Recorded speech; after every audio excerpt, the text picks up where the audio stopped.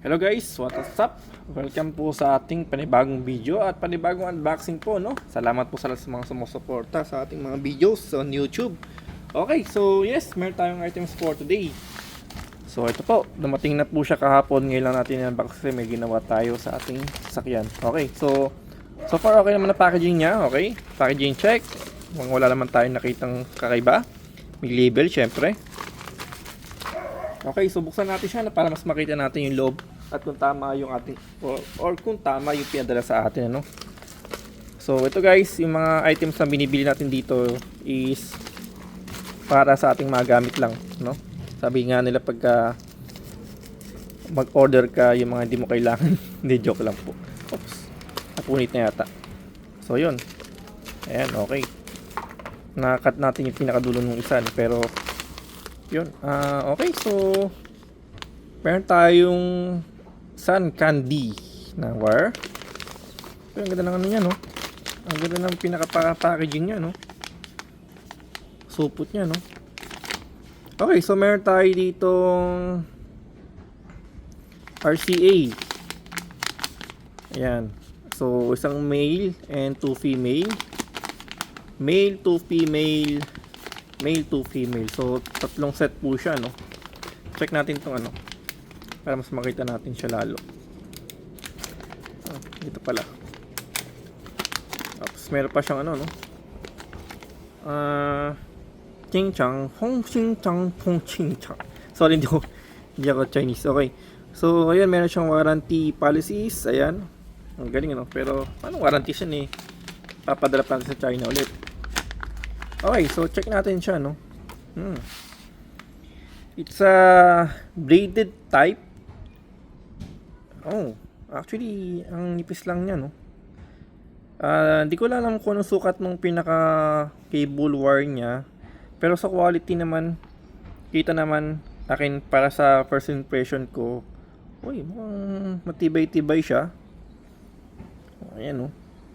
Tapos meron siyang printed lang na brand dito, no.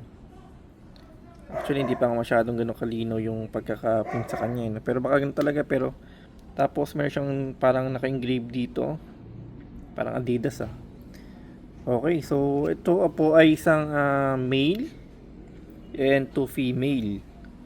Ayan, so yung sa wire naman po, yung pinaka parang sukat niya, ewan kung anong gauge to, no, pero alaman din natin.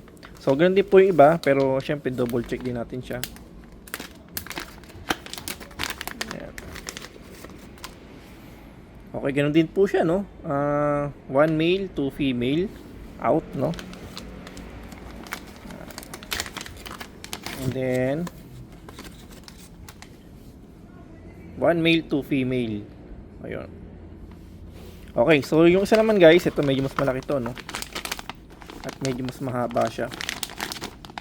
So, 3.5mm to RCA audio, no? Cable, 5 meters, gray. Check natin. Okay, no? So, actually guys, napansin nga, medyo malit lang yung wire niya, no? Hindi ko lang sure kung bakit malit yung, hindi siya katabaan, pero sakto lang naman. Sa presyo naman, yun naman talaga ang presyo niya sa ganitong klaseng quality. Braided siya, no? Yan. Ganda. So, ngayon ilalagay natin to sa ating music, no? Sa ating sound system, sa ating car audio. Ito yung gagamitin natin. Kasi may nakalagay naman tayo before. Kaso papalitan natin siya ng ganito. Kasi nakalagay doon is parang shielded lang siya na flexible wire. So, hanap tayo na medyo braided siya, at least kahit ilagay ito sa mga ilalim, safe na rin, ano. Although gumagana naman po yung dating nakalagay doon, kaya lang naghanap tayo na medyo pwede nating pang matagalan na siguro po ito, no. So sa quality, first syempre bagong hawak, mga okay naman, all goods naman siya para sa atin. Pero malalaman pa rin natin ito pag nilagay natin talaga siya in actual, or yun nga po, kung sa bagay ang hindi tayo masasabi kung anong difference talaga in the quality na pag nilagay na natin siya, or lalakas ba yung sounds, or medyo mawawala yung mga less noise unusual noise, no? May mga ganun po kasi sa mga car audio or sa mga sound system or sa mga amplifier. Pero so far, yes, first impression pa rin talaga tayo guys. Okay naman. Ano ko lang, yung hindi ko alam sukat nitong ganitong klaseng wire na nasa 18 kaya ito, no? 18W gauge, ganun, parang ganun. Pero hindi siya parang matataba talaga, no?